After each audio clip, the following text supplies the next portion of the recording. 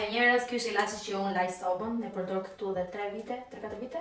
Nuk e ndryshoj me asnjë tjetër shumë mirë. E kam hedhë te fura që mbrëm në darkët edhe do ta laj sot. Kësaj furrës time i hiqet xhami, është një këtu me buton që ja shtyp kështu, kjo.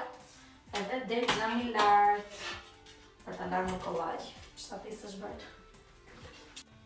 Në fakt e kam lënë shumë pas dore sepse kam pritur që të dalë pushim, që të mbaj gozën sepse kjo era është shumë e rëndë dhe goza duhet të qëndrojë vetëm lart. E mira e kësaj furre është që i hiqen këto ansorit këtu dhe ma bën larjen më të lehtë.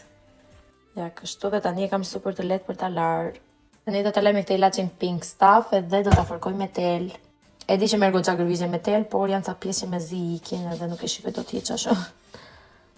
Vesh edhe këtë ansorën të silikonit. Edhe po fillojmë nga puna. Ju thashë e kisha lënë shumë bazë dore, por ndryshe s'do kishte fare nevojë për këtë ilaçin. Po do lash direkt me atë sprayn që i hodha. Ja dhe rezultati, xiz. Shkeni? Xiz moj, xiz edhe pasqyrë. Do ja kaloj me këtë videxën këtu tani. E përfundova, siç e shikoni nuk ka ngelur asnjë shenjë. Tani do t'i kaloj dorën e fundit me këtë këtu. Fillimisht të xhami me një kartë pecet. Edhe komplet pjesës brenda.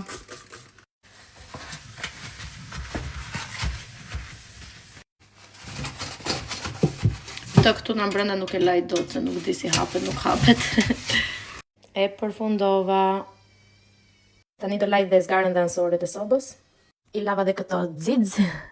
Tani do vendos xhamin.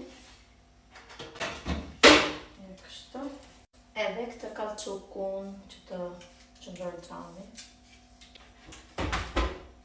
Vendos edhe këto zgarat anës.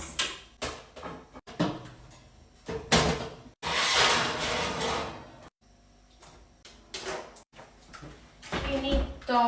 E shire pak nga jashtë. Për 10 minuta punë kish ngelur soba pa larë kaq ditë. Edhe kaq muaj. Po ju sa muaj e keni pa larë sobën, apo ditë, apo javë. Aktivoni dhe ju nga kjo video, ngrijuni dhe lani sobën, tani. Bye bye o njerëz!